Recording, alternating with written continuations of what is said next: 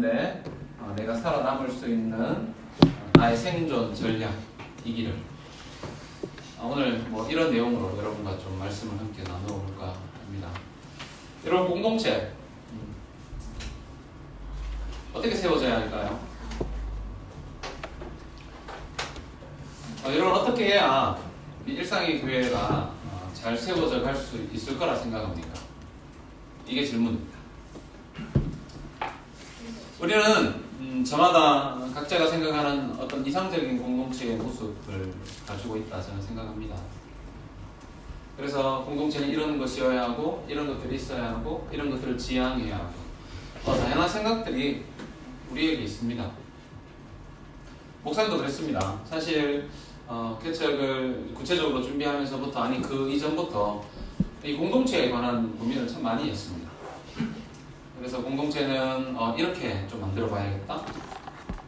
저런 공동체를 좀 소망해 봐야겠다. 그래서 팀케어 오카노 목사님, 김영훈 목사님 그래도 이렇게 본받을 만한 분들의 교회를 벤치마킹도 해보고 고민도 하고 연구도 하고 그랬던 것 같습니다. 자, 그렇게 이제 나름 종합적인 어떤 그림들이 나왔지 않겠습니까? 그래가지고 제가 이제 함께 그 목사님들한테 이런저런 이야기하면 김 목사 네가 하는 이야기는 이상적인 이야기인 것 같다. 이상적인 공동체를 생각하고 있는 것 같다. 꿈과 현실은 좀 볼 수 있었으면 좋겠다. 그런 이야기를 했던 가까운 분들이 참 많이 있었습니다. 그렇게 한참 고민을 했었습니다. 고민을 했었고 이 일상의 교회라는 이름이 나올 그 시점에 제가 한 책을 봤어요. 한 책을 보는데 그 책에 보네퍼라는 목사님이 쓴 글이 저희 머리를 이렇게 한 대 쳤습니다. 제가 그 내용을 주중에 우리 그 단톡에 올렸습니다.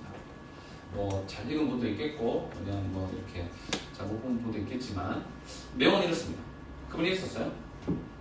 이상적인 공동체를 꿈꾸는 사람들은 저 같은 사람을 이야기하는 것 같아요. 공동체가 하나님과 다른 사람들과 자신들에 의해 성취되어야 한다, 요구한다. 자, 이상적인 공동체를 꿈꾸는 사람들, 저 같은 사람, 이런 사람들은 공동체가 하나님과 다른 사람들과 그리고 자신에 의해 성취되어야 한다, 요구한다.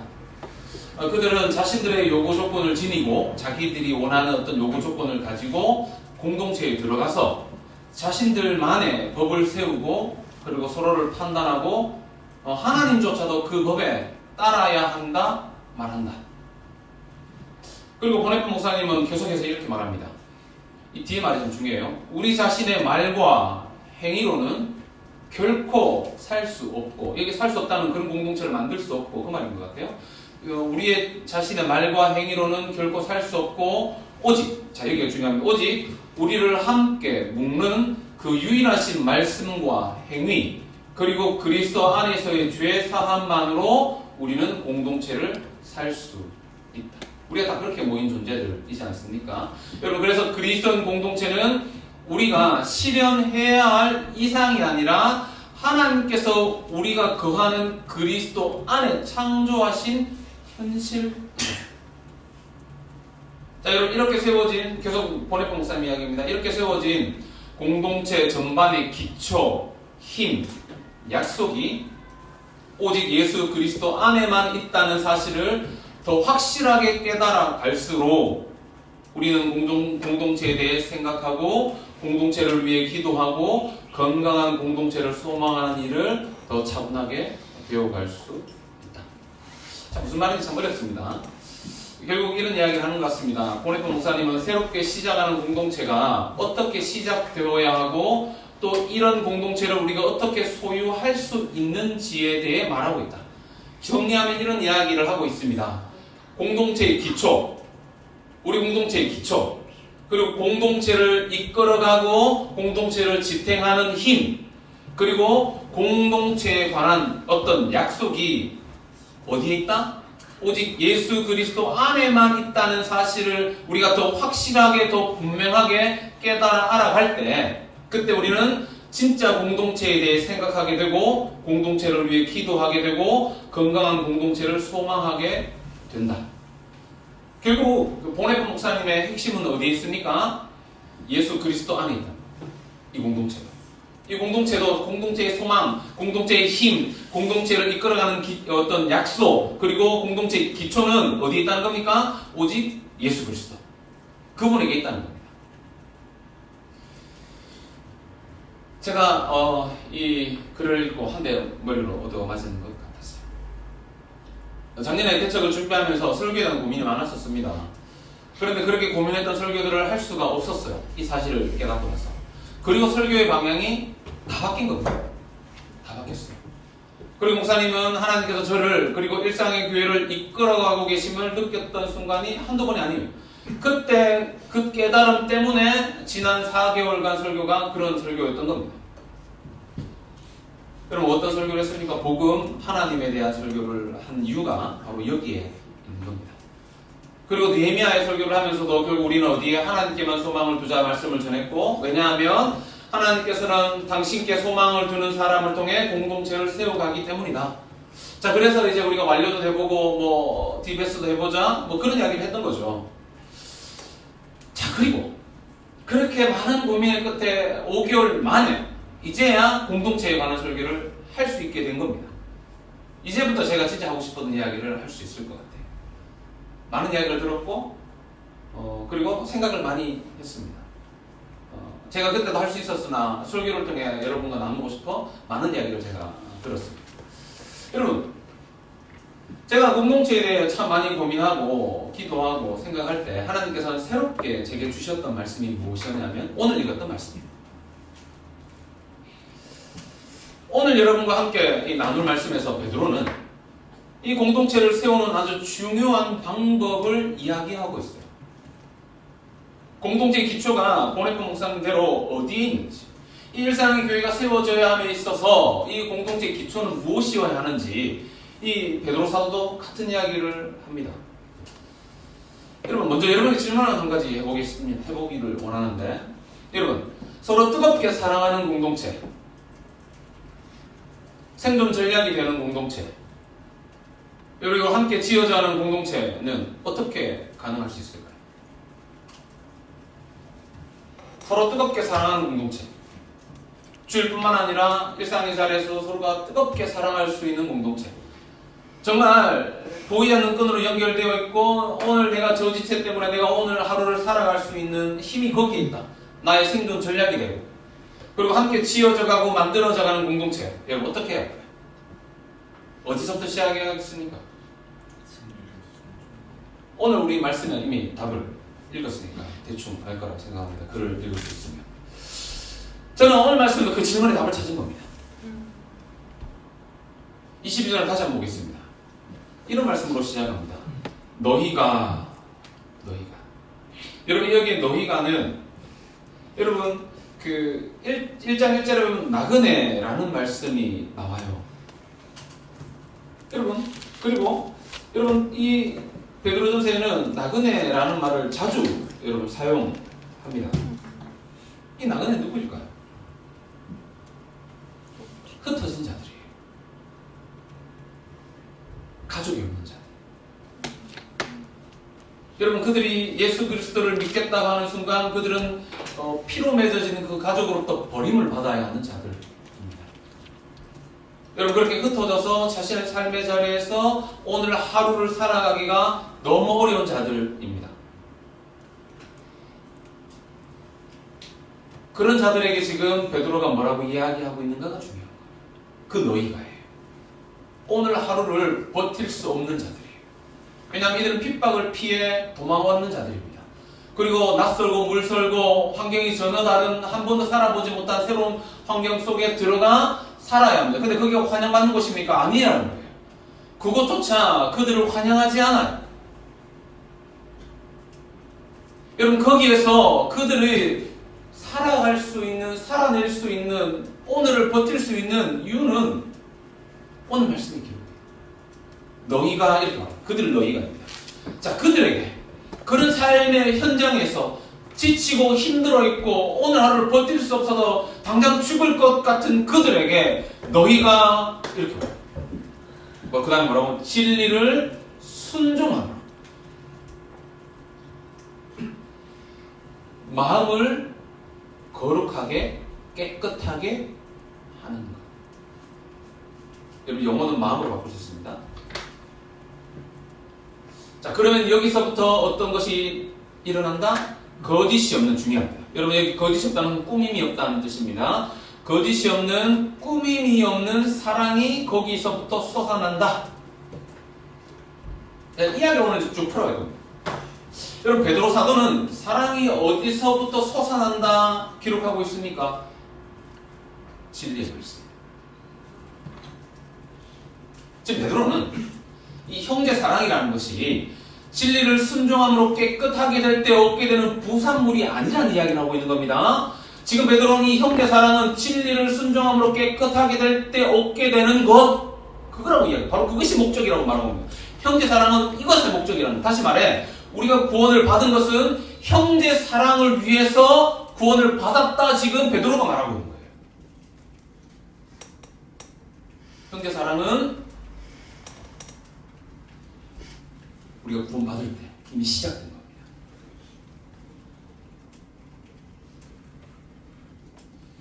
지금 베드로는 이야기를 하는 겁니다. 형제 사랑이 어디서부터 시작되는 줄 아냐?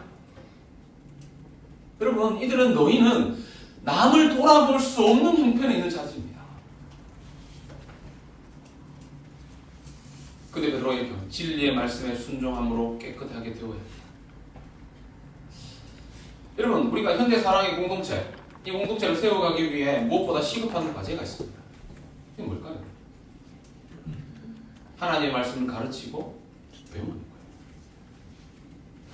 여러분, 무엇이 우리의 더러워진 이 심령을 깨끗하게 할 수 있을까요? 무엇이? 여러분, 진리의 말씀을 가르칠 때, 그리고 그 말씀을 배울 때 그 진리의 말씀이 우리의 말씀을 믿습니다. 히브리서 4장 12절 말씀, 하나님 말씀이 살아있고 운동력이 있다는 것. 그래서 그 말씀이 교훈과 책망과 바르게 함과 의로 교육하시기에 충분한 말씀이 우리의 혼과 영과 관절과 골수를 찔러 쪼갤 때 여러분 성도들의 심령을 어떻게 됩니까? 그들의 심령이 깨끗하고 거룩하게 되는 겁니다. 베드로는 지금 그 이야기를 하고 있는 거예요.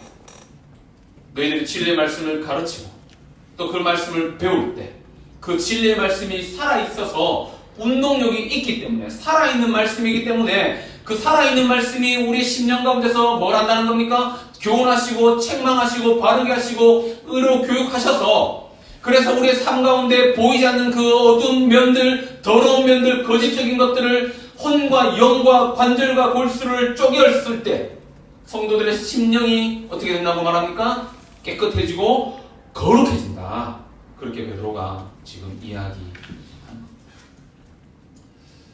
여러분, 사람의 마음과 그리고 생각, 영혼이 여러분 거룩해지는 것은 오직 진리의 말씀을 알고 그 말씀에 순종함으로써 되어진 겁니다. 여러분 잘 들으셔야 합니다. 우리의 마음, 우리의 생각, 우리의 전 영역이 여러분 거룩해질 수 있는 것은 베드로가 뭐라고 이야기합니까? 진리의 말씀을 알고 그 말씀에 순종할 때 되어집니다. 다르게 말하면 말씀이 아니고서는 영혼, 생각, 우리의 마음, 전 영역이 거룩해질 방법이 없다는 거예요. 여러분 22절 이 말씀을 이 흩어진 디아스포라 성도들에게, 흩어진 자들에게 편지하면서 여러분 가장 많이 생각났던 사람이 있을 것 같아요. 누구일까요? 여러분 너희들이 이 말씀을 진리로 하면서 거짓 없이 형제를 사랑하기에 이르러야 한다 이 말을 하면서 가장 많이 생각났던 사람은 누구일까요? 바로 아마도 베드로 자신일 거예요. 베드로 자신일 겁니다. 여러분 거짓이 없는 이 형제 사랑. 여러분 베드로는 거짓으로 사랑하는 것이 어떤 것인지 그는 잘 알고 있었을 것입니다. 왜요? 과거 그는 어떻게 했습니까? 과거 베드로는 예수님을 따르며 뭐라고 고백합니까? 대단한 고백을 합니다. 죽을지언정 나는 주님을 부인하지 않겠습니다. 그 고백한 사람이 누구예요? 베드로예요. 하지만 여러분 베드로는 거짓이 가득한 사랑을 하며 주님을 따라다녔고 결국 어떻게 합니까? 주님을 3번이나 부인합니다. 자기 생각이 가장 많이 났을 거예요. 여러분 그런데 요한복음 21장에서 부활하신 주님이 베드로를 찾아가십니다.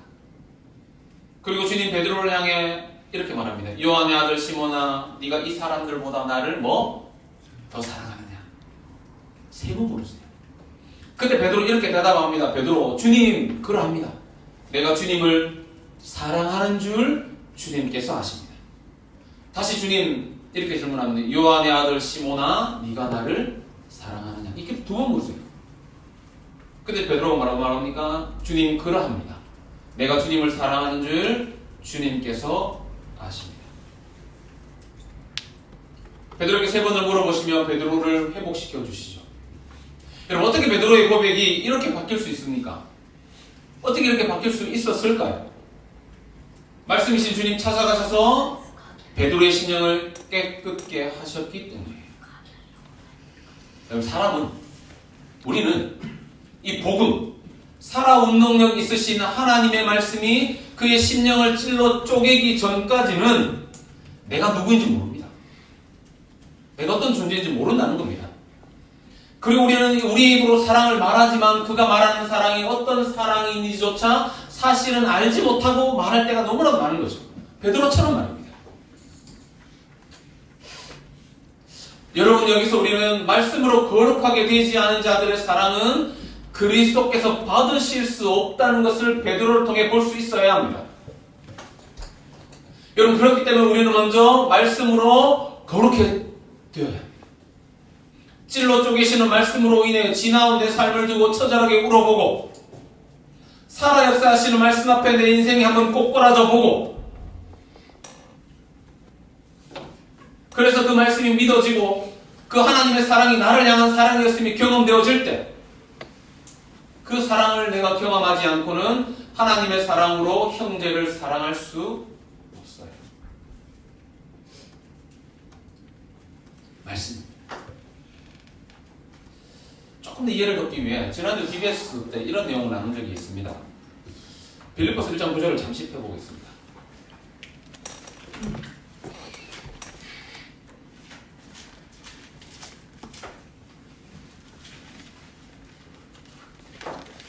빌립보서 1장 9절.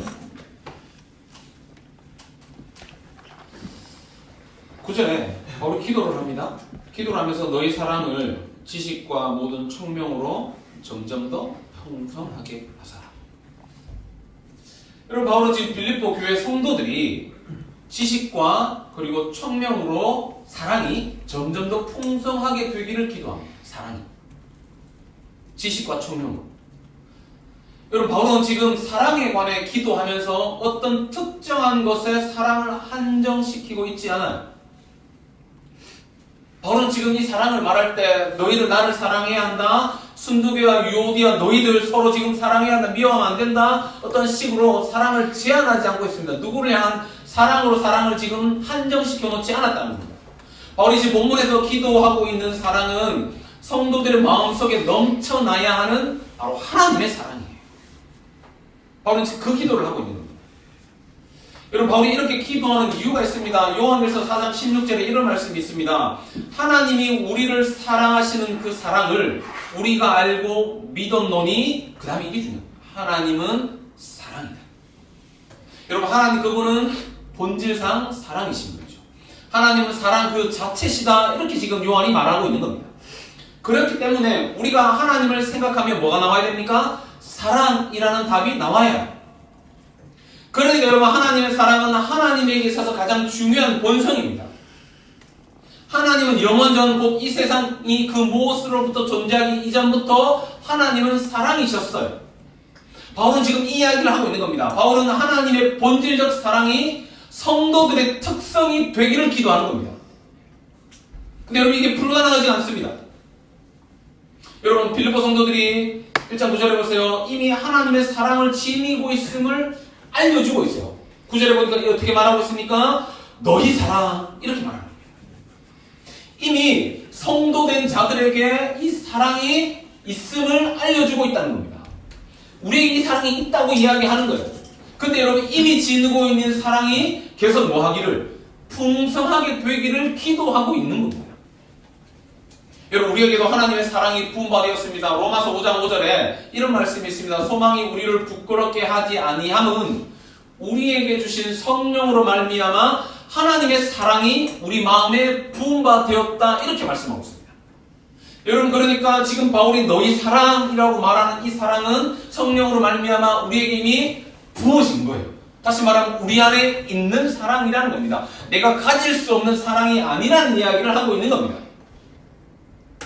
자, 근데 여러분 이렇게 부어진 사랑이 어떻게 점점 더 풍성하게 되어서 서로를 향한 사랑이 계속적으로 솟아나고 흘러넘치기 위해서 뭐가 필요하다고 말합니까?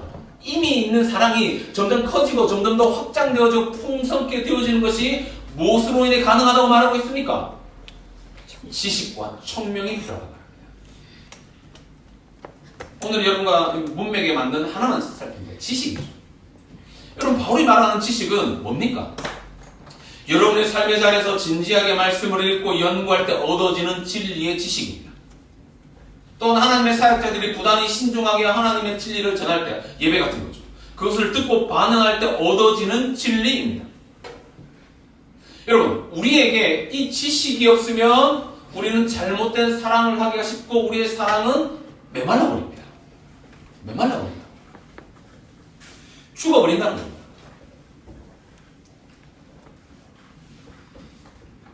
여러분 그래서 바울은 이 하나님의 사랑은 하나님을 아는 지식이 없이는 절대 잘할 수 없다 말합니다.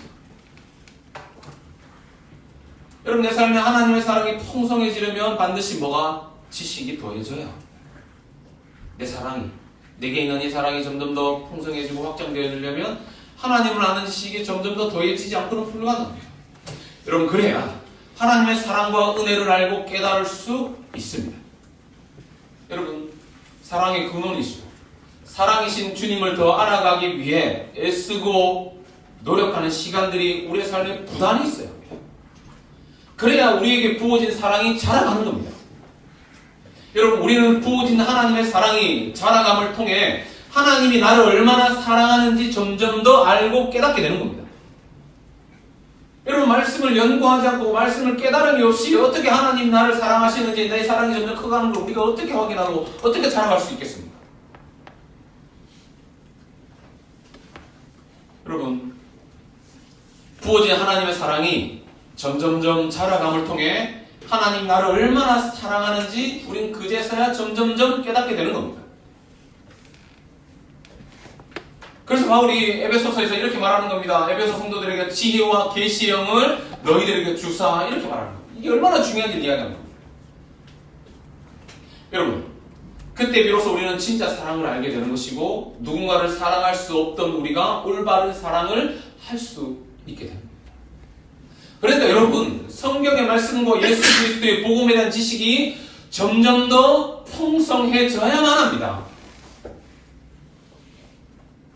그래야 하나님의 사랑이 내 심령 가운데 풍성해지는 것이고 결국 그래야 사랑이 많은 사람이 되는 거예요.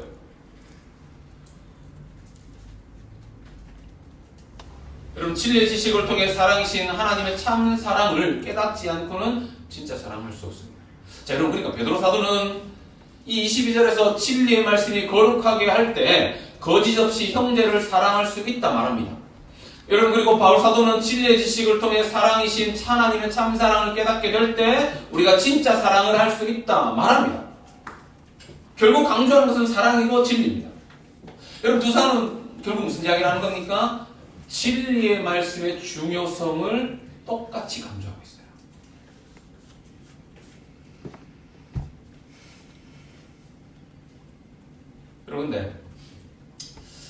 여러분 진리의 말씀의 중요성을 우리는 압니다. 근데 오늘 교회를 보면 이 진리의 말씀을 가르치지 않습니다. 교제가 중심이죠. 얼마나 많은 교제들이 있는가? 이게 중요해요. 그럼 이런 생각을 하는 겁니다. 친교하고 교제하기 위해서 인간적인 끈을 만들어 놓으면 교회에 남게 될 것이라 착각하는 거죠.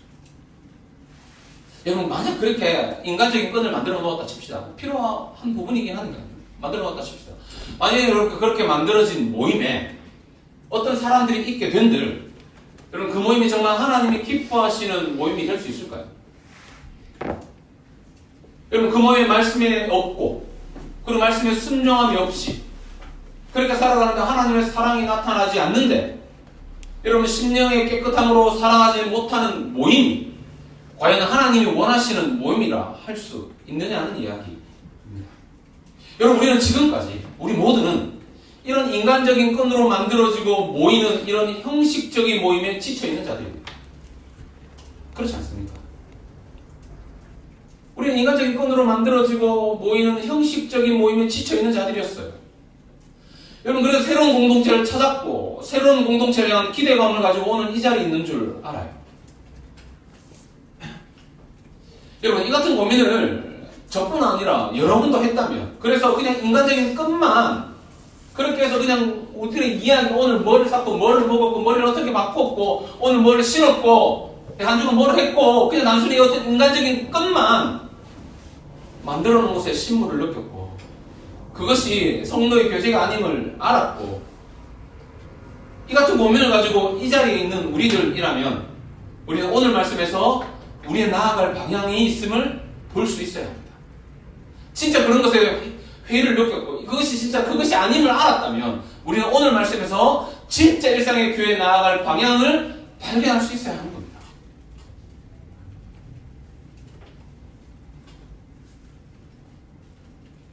여러분 성도들의 심령 안에는 그리스도의 영 곧 주께서 거하십니다.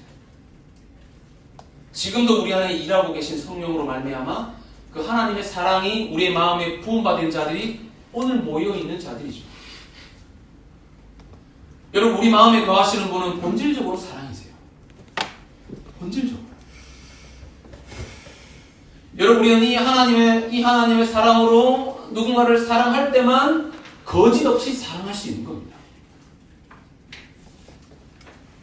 하나님의 사랑으로 누군가를 사랑하고 그렇게 나눔이 이루어질 때 그 모임에 은혜와 치유, 회복의 역사가 일어나는 겁니다.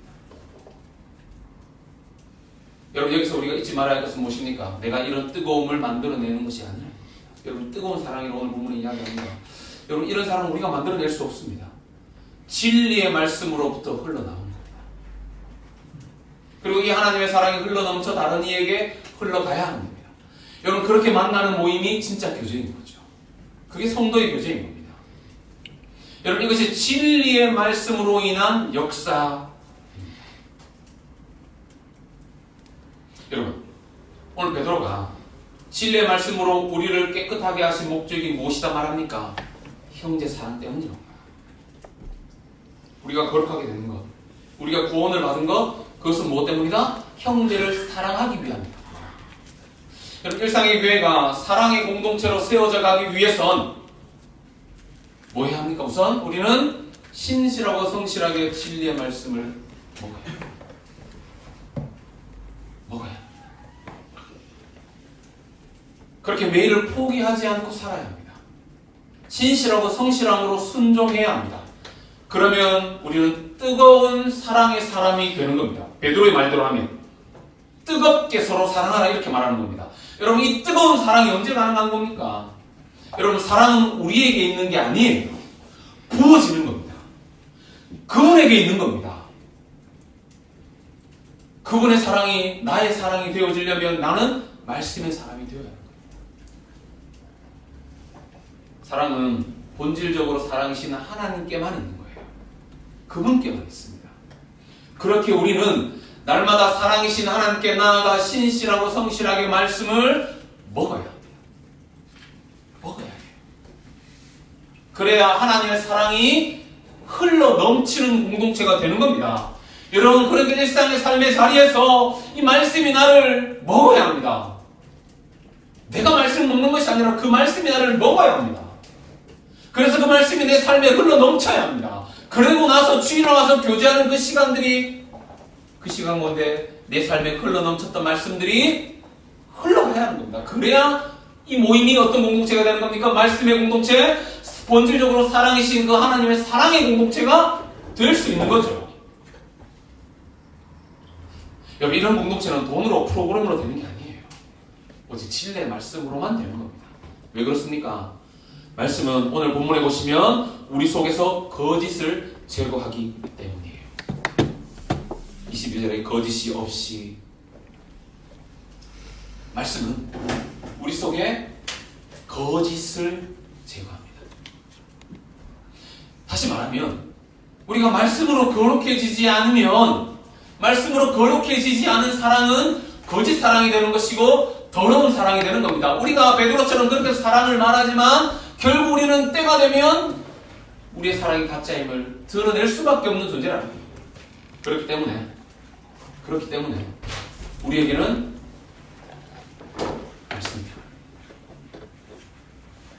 자, 여러분 이렇게 본다면 여러분 일상의 교회 공동체가 세워지고 자라갈 수 있는 것은 역설적이게도 공동체 자체에 대한 헌신이 아니라 뭡니까? 복음, 말씀에 대한 헌신입니다. 여러분 공동체가 세워지고 자라갈 수 있는 것은 역설입니다. 우리는 공동체에 자꾸 뭔가를 해야 될 것 같은데 그것이 아니라 어디에? 말씀에 대한 헌신이 될 때 공동체가 세워지는 거죠.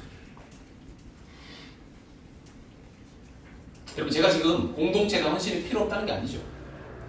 무엇이 먼저인가를 말하고 있는 겁니다. 때로 사람들은 공동체의 중요성에 대해 이야기하면서 말씀을 방치해요. 여러분 이렇게 되면 공동체가 사역의 목표가 됩니다. 공동체가 사역의 목표가 됩니다. 공동체가 사역의 목표가 아니에요. 베드로가 뭐라고 말합니까? 목적은 형제 사랑이에요.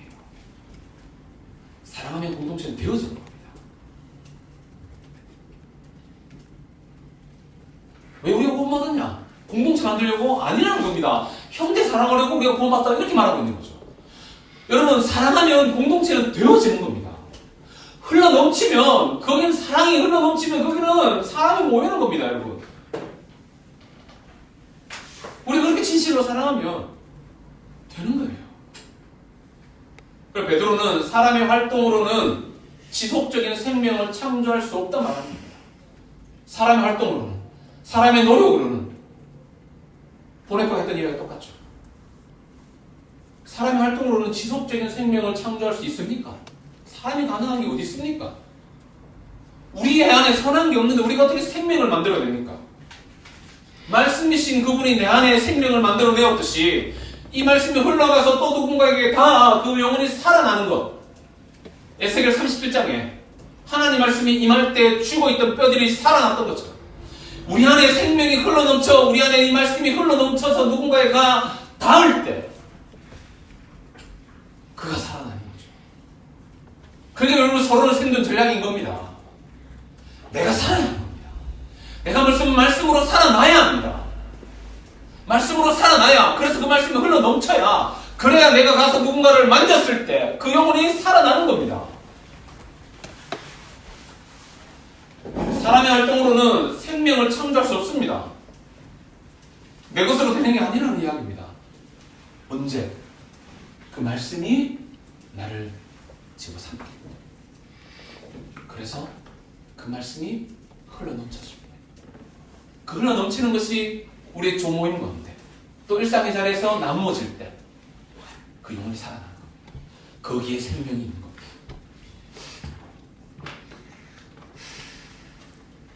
여러분 실제로 공동체에만 초점을 맞추면 생명이 없기 때문에 죽는 겁니다. 여러분 공동체는 죽어요. 여러분 하나님의 말씀만이 지속적인 공동체의 생명과 사랑을 창조해 낼 수 있습니다. 하나님 말씀만이.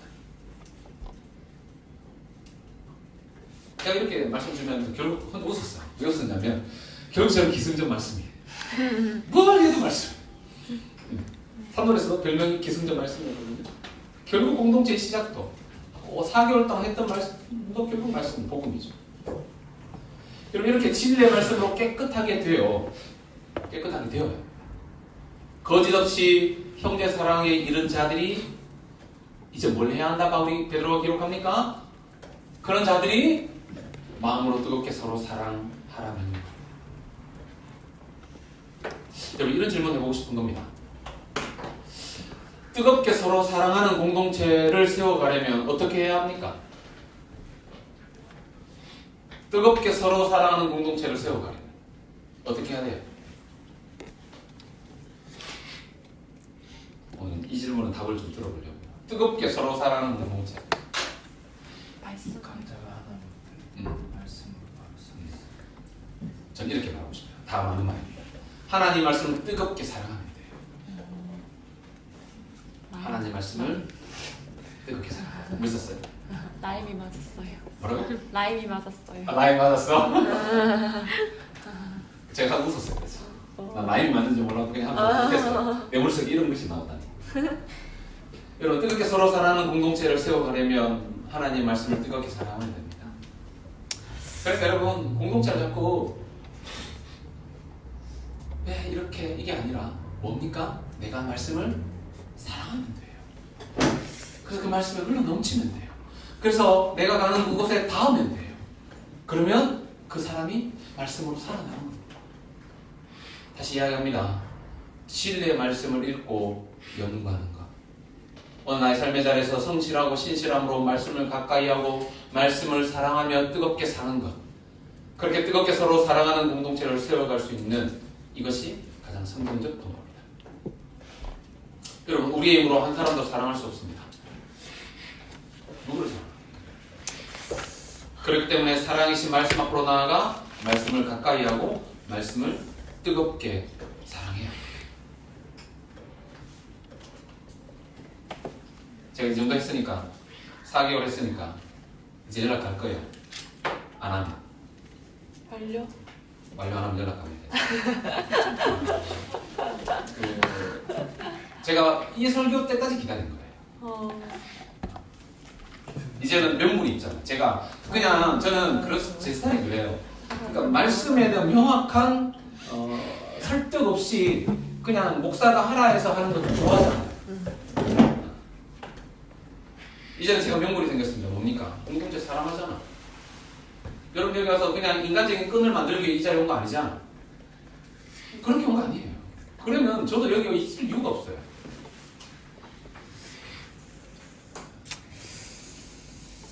지금까지는 사랑하는 이렇게 문자했다면 이제는 전화해서 그러면 안 된다. 제 전화가 받지 마세요. 그 이야기할 겁니다. 안 종료. 끊고 바로 완료. 종료. 완료. 제가 오늘 어제까지 꼭 참았습니다. 이유가 있어요. 이 본문을 내가 하기까지 참은 거예요. 여러분 그리고 이런 생각했습니다. 지금 일상교회는 어떤 공동체인가? 뜨거운 사랑의 공동체입니다. 후원금도 줘서 일상교회는 함께 지어져 가기 위해 몸부림치고 있는 갓 태어난 신생아 공동체다. 그래도 감사한 건 뭐냐면 그래도 성숙한 자들이에요. 다 각자의 자리에서 한가닥했던 사람들이죠. 그러니까 진짜 이렇게 불신자들 같은 아이들이 없는 거죠. 오늘 이 자리 보면서 내가 얘들은 구원이 확실히 있을까 없을까 이 고민하지 않거든요. 얼마나 감사한 이야기입니다. 그러니까 이 설교를 알아도 되니까 못 알아들으니까 고민하지 않아도 돼요. 내가 1시간 설교를 해도 애들이 교회를 안 나올까 안 할까 이런 고민 안 해도 되는 거죠. 이게 진짜 감사한 거죠. 1시간 해도 얘들은 아멘으로 받아주는 아이들인 거죠. 그만큼 수준이 있는 사람들이에요. 그러다 보니까 주일에 모이면 어떻습니까? 서로가 사랑과 관심을 표현하고 서로 애써 맞춰요. 보입니다. 애써 맞추는 모습들이 보여요. 그런 모습 많이 봅니다. 여러분 그래서 이제 주일에 가끔씩 방문하는 지체들이 가면서 이런 이야기합니다. 너무 공동체가 좋다. 좋은 것 같다. 여러분 지난번에 우리 그 부활절 만들 때 그 연세대 세브란스로 간 지연이가 주중에서 연락이 왔어요. 너무 좋은 공동체라서 자기가 전도하는 영혼들을 일상의 교회에 보내고 싶다. 사진을 찍어버렸어요. 그 영혼 저한테. 제가 와서 보니까 목사님이 처음에 자기가 했던 그 모습들이 남아요. 보인다는 거예요. 그러니까 지인이랑 처음에 그런 나눔을 했었거든요. 개척하기 전에. 그러니까 자기 와서 보니까 그런 모습들이 보인다는 거죠. 그리고 지난주에 지연이 왔다 갔지 않습니까? 제가 이제 인사로 내려갔지 않습니까? 이렇게 잠시 보지만 너무 좋다는 거예요. 그래서 결혼하고 가끔씩 오겠다는 거죠. 그런 이야기를 하는 겁니다. 그리고 또 다른 이들은 인스타를 봅니다. 어제도 정은이가 2개나 올렸잖아요. 여러분 인스타에 좀 좋아요 눌러주세요. 근데 그 인스타를 보면서 지체들이 뭐라고 말하냐면 너무 좋아 보인다는 거예요. 산돌 애들이 저한테 연락을 합니다. 뭐 간사한 애들 대순장 애들 연락 와서 뭐라고 딱 해요. 너무 좋아해 보이고 행복해 보이고 목사님 건강해 보인다. 교직하니까 목사님 너무 몸이 건강해 보인다. 그런 이야기 하는 겁니다. 여러분, 제가 이 이야기를 전체를 종합해보면서 이런 생각했어요. 제자들이 이렇게 말하는 것은 그들 안에 이 가족 같은 공동체에 대한 목마름이 있겠다. 그러니까 잠시 와서 보고 이런 가족 같은 공동체가 좋아 보이는 거죠. 그냥 이런 대교회에 있던 자들이니까 그냥 자기의 존재가 별로 드러나지 않거든요. 여러분, 제자들이 말하는 것처럼 저나 여러분 모두 다 사랑으로 가득한 가족 공동체에 대한 목마름이 있습니다. 그렇다면 우리는 조금 더 나가야 합니다. 오늘 베드로 사도의 말씀에 귀를 기울여야 합니다. 여러분, 자 보세요. 베드로 사도는 진리의 말씀으로 거짓 없이 형제를 사랑하는 자 되었으니 뭐라고 말하냐면 이제 사랑이 이루어질 것이다가 아니에요. 저절로 된다 이렇게 말하지 않습니다. 뭐라고 말합니까? 뜨겁게 서로 사랑하라 이렇게 말해요. 여러분, 뜨겁게 힘써 사랑하라 말하고 있으면 우리는 주목해야 합니다. 여러분, 이미 우리가 사랑을 누군가 하고 있다 생각해 봅시다. 우리는 그 사랑을 유지하고 지키기 위해 뭐합니까? 애쓰는과 노력이 필요합니다. 여러분, 지금 커플이 없는 사람도 있지만 커플인 사람들 알 거예요. 정형제 미안합니다. 여러분, 그 사랑을 하고 있지만 우리는 그 사랑을 유지하고 지키기 위해 뭐합니까? 애씁니다. 노력합니다. 여러분, 그리고 사랑을 키우고 그 사랑을 확장시키기 위해 뭐합니까? 시간도 씁니다. 물질도 써요. 체력이 필요하다면 체력도 충분히 합니다. 내게 체력이 없지만 쫙 내서라도 하는 거죠. 우리 이미 경험적으로 알고 있어요. 이렇게 볼 때 지금 베드로 사도가 뜨겁게 서로 사랑하라고 하는 것은 다분히 의도적이라는 거죠. 다분히 의도적인 말씀입니다. 왜냐하면 서로 사랑하는 게 이미 우리 안에 사랑이 부어졌지만 쉽지 않음을 알기 때문입니다. 자, 근데 여러분, 다행히도 우리는 서로 사랑의 실천을 주일처럼 모이는 날 눈에 보이고 함께 할 때는 어렵지 않게 해요. 제가 보니까 참 보여요. 아까도 앉아있어 보니까 너무 행복해 보여요. 근데 여기서부터 이제 잘 들으셔야 합니다. 떨어져 지낼 때는 너무 어려워요. 너무 어려워요. 왜냐하면 일상이 너무 힘들고 바빠요. 다른 일을 돌아볼 여유가 없다고 생각합니다. 문제는 이 지점입니다. 이 지점이에요. 여러분, 주일에는 우리는 그나마 지체들과 관계라도 맺습니다. 맞잖아요. 오늘 모이면 관계라도 맺죠. 근데 여러분, 주일 이후는 어때요? 다시 개인주의적인 일상으로 돌아갑니다. 그리고 서로가 아닌 홀로 살아가요. 홀로 살아가요. 그리고 홀로 힘을 내어 잘 살아보려고 발버둥 쳐보지만 어때요? 마음대로 잘 안 돼요. 잘 안 됩니다. 여러분, 우리는 주일에 찬양을 하고 말씀을 듣고 교제할 때는 어떻게 됩니까? 살아납니다. 맞습니까? 동의가 돼요? 네. 이 동의를 해줘야 되는데 동의가 되나? 동의가 되지? 동의를 해줘야 돼요. 부분은. 되지? 동의가 되나? 네. 우리는 주일에 찬양을 하고 말씀을 듣고 함께 교제할 때 살아납니다. 우리 이 사실을 알아요. 경험했습니다.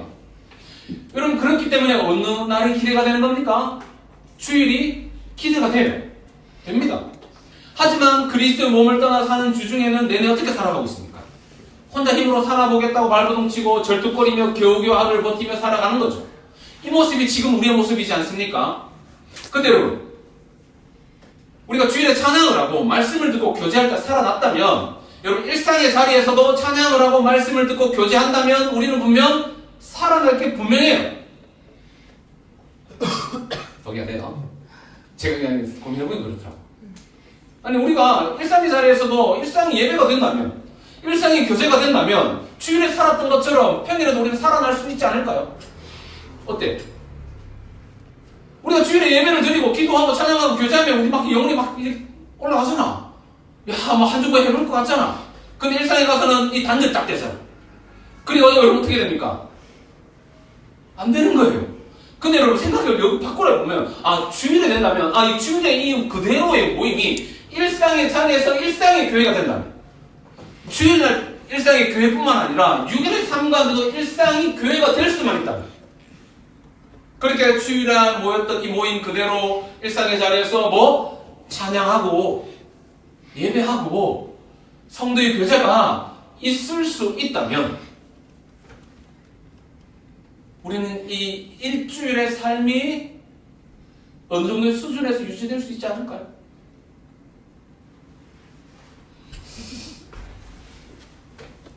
제가 앞으로 무슨 말 할지 알겠죠?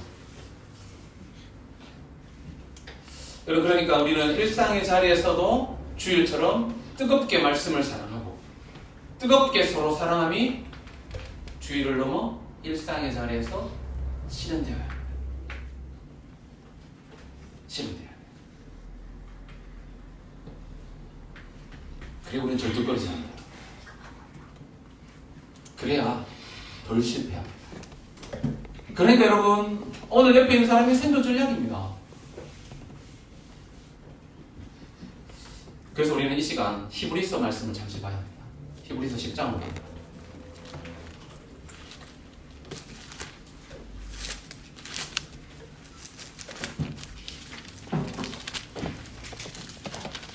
히브리서 10장 24절과 25절.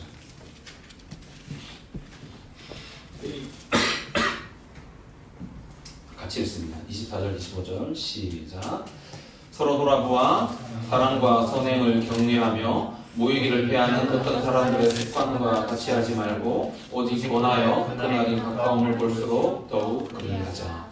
여러분, 여기 돌아보아 라는 말씀에는 그 사람을 고려하라는 겁니다. 그 사람을 깊이 생각하는 말이에요. 그러니까 서로 그 사람을 고려하고 서로 그 사람을 깊이 생각하라는 겁니다. 그 사람의 입장에서 생각하라는 겁니다. 주일에 얼굴을 볼 때든 멀리 떨어져 있을 때든 그 사람을 고려하고 그 사람을 깊이 생각하라는 겁니다. 생각하면서 뭐라고 말합니까? 사랑과 선행을 격려해라 이렇게 말합니다. 여러분, 제가 어떤 책에서 이런 글을 본 적이 있습니다. 제가 지은이하고 지난번에 원투원할 때 나눴는데 격려는 영혼의 호흡이에요.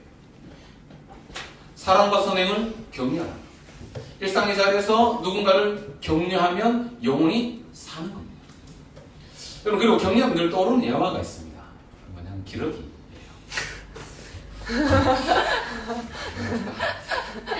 드디어 제가 이 기러기를 하네요. 와, 거의 날 텐데 그래도 합니다. 그리고 기러기는 철새입니다. 그렇기 때문에 매년 때가 되면 몇천 킬로를 이동합니다. 아, 근데 왜 웃음이 나죠? 여러분, 그런데 이들이 몇천 킬로를 날아갈 때 어떻게 이동합니까? 빨리 대답해요. V자죠. 몰라요? V자로 날아가거든요. 여러분, 이렇게 V자로 날아갈 때와 그렇지 않고 혼자 빨리 가겠다고 날아갈 때는 상상도 못할 결과를 낳습니다. 여러분, 혼자는 절대 몇천 킬로를 날아갈 수가 없어요. 혼자 가다가 도중에 진짜 병들거나 굶어 죽습니다. 근데 여러분, V자로 날아가면 대략 혼자 날아갈 때보다 70에서 80%를 더 멀리 날아갑니다. 근데 놀라면 자기가 들리는 것만 지금 답을 하는 거지. 말씀이 한개 복잡하고 있는 겁니다. 놀라운 거는 여러분, 이 V자로 날아가다 보면 이 앞에 있는 선두 그룹이 바람의 저항을 많이 받아요. 근데 여러분, 웃긴 거는 이 바람의 저항을 얼마나 많이 받냐면 앞에 맨 선두에 있는 기러기는 머리가 까진답니다. 그 정도까지 바람이 저항을 받아요. 대부분 될 거예요. 탈모. 야, 목사님 지금 빠지고 있다. 진짜 희생이다, 진짜 희생. 진짜 그래요. 바람이 저항을 받기 때문에 그러니까 앞에서 가장 많은 저항을 받기 때문에 지칩니다. 빨리 지쳐요. 그거 많이 아파요. 여러분, 그러면 이 지친 선두 그룹은 날아가다가 근처 쉴만한 곳을 찾아 내려가요. 근데 여러분, 앞서 날아가다 지친 이 그룹만 내려가지 않습니다. 그 지쳐있는 그룹을 먹이고 보살피기 위해 다른 그룹도 함께 내려가요. 참 기러기가 신비하죠.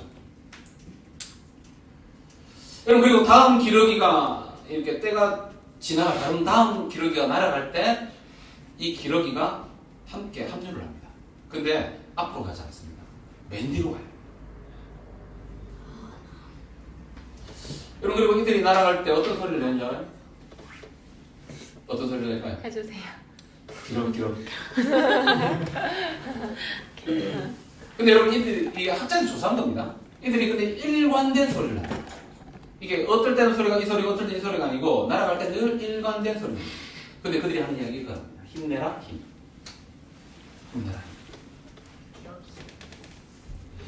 힘. 이거 여러분 앞에 기러기가 힘이 빠진다고 뒤에 기러기들이 너 그 정도로 힘 빠져도 되겠냐?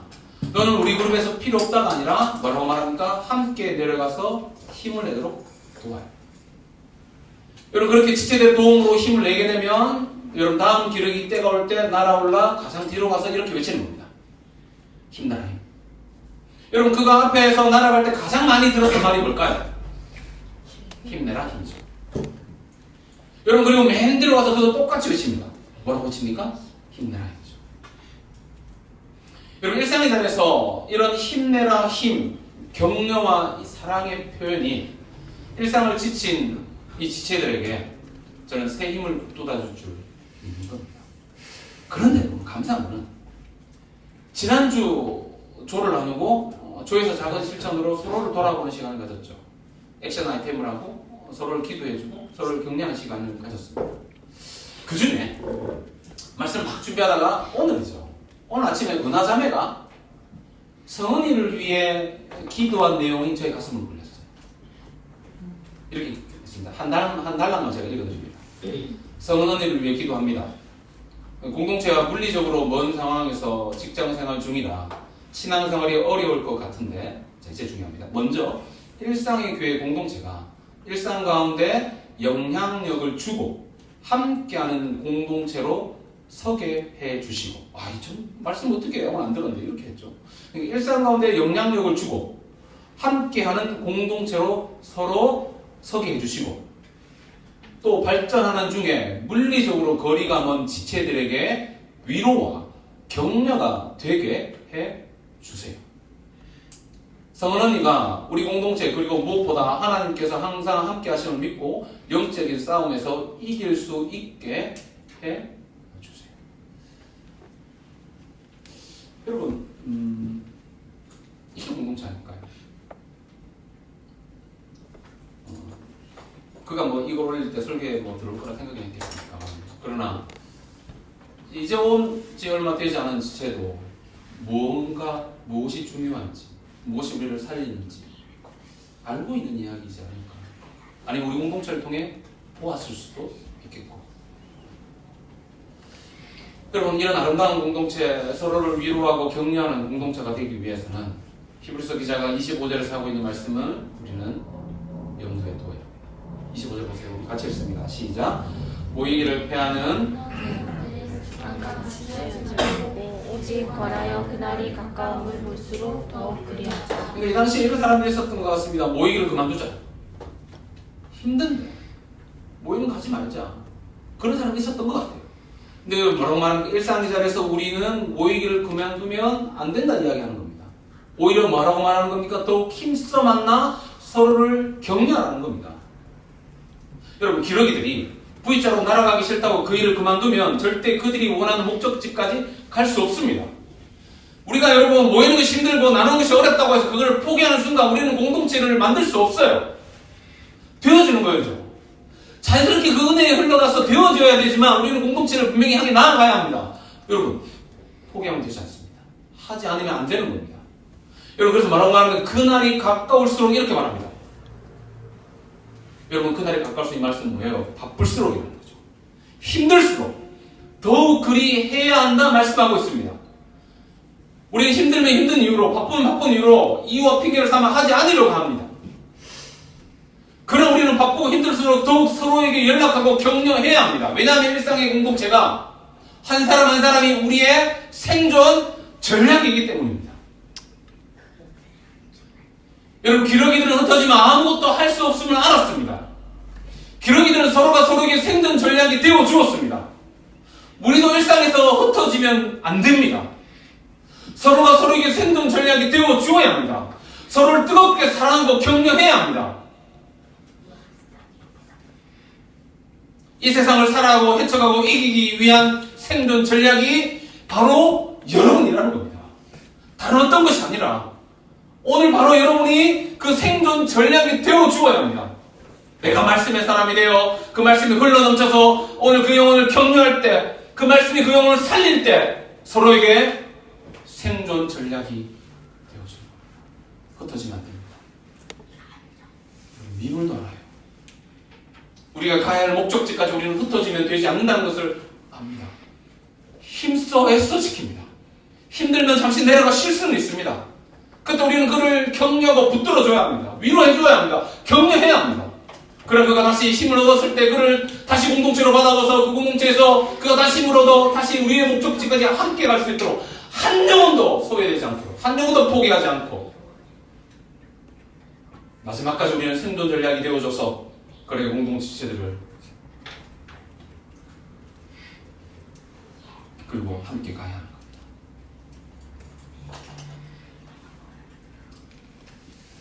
여러분, 그러면 내가 생존 전략이 되려면 오늘 내 삶의 자리에서 어떤 실천이 있어야 할지를 반드시 보면 돼요.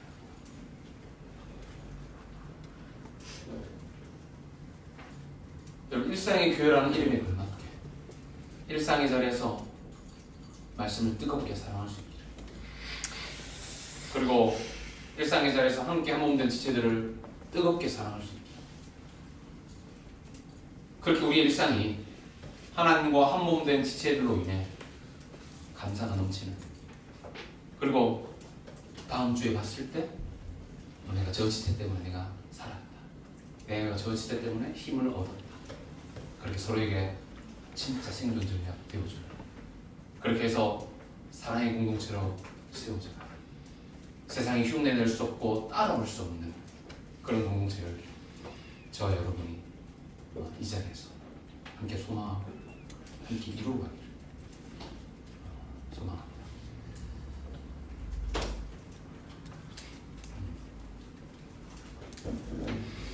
아니죠. 우리 그건 적어야 되죠. 오늘 5분 정도 정리하는 시간 좀 가지겠습니다.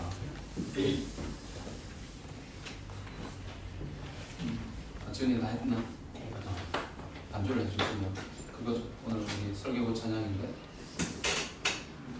한번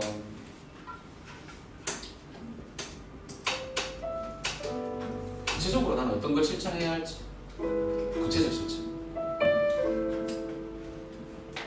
난 어떻게 하면 생존 전략이 되어줄 수 있을지,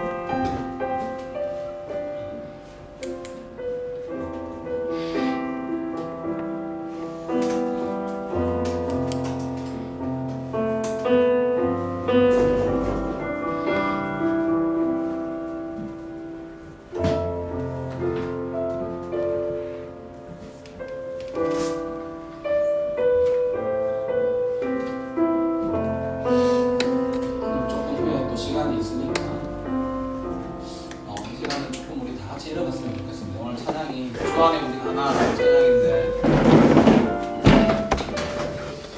이 두 번째 가사가 하는 말씀이 이 찬양이 이래요. 히브리서 10장 24절 말씀입니다. 사랑과 선행으로 서로를 격려해. 일상의 삶의 자리에서 서로가 서로에게 생존 전략 되어주고 그렇게 격려하며 사는 우리들 되기 위해 제가 좀 결단하면서 옆에 지체를 좀 바라보고 손도 좀 잡아주시고 좀 자유롭게 찬양했으면 좋겠습니다. 좀 뒤로 나가셔서 손을 잡고 같이 찬양하면 좋을 것 같아요. 주 안에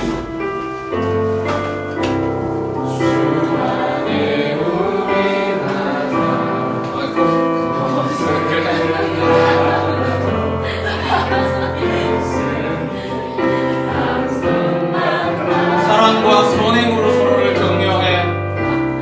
사랑과 선행으로 서로를 격려해. 가스함으로 보드마가리. 가스함으로 보드마가리. 다시 한번 주 안에 우린 하나. 주 안에 우린 하나. 너무 믿습니다. 그리고 우리 주님 한 분만.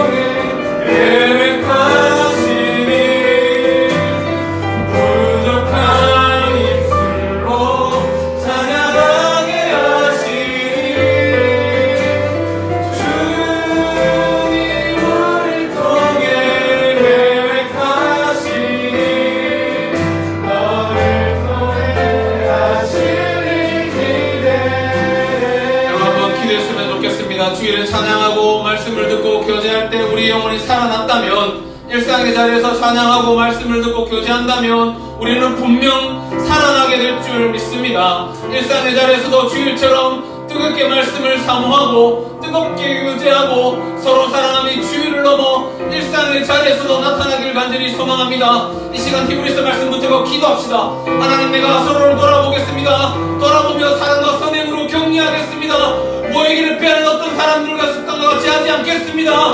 오직 격려하여 그날이 가까울 볼수록 더욱 힘써 사랑하겠습니다. 그리하여 한 몸 된 지체에게 나의 삶이 생존 전략이 되어주겠습니다. 이 시간 이렇게 서로의 지체를 기억하며 하나님 앞에 결단하며 기도했으면 좋겠습니다. 서로를 향해 기도하며 나가겠습니다. 기도합니다. 살아계신 하나님, 오늘 이 시간 우리를 한 몸으로 불러주시고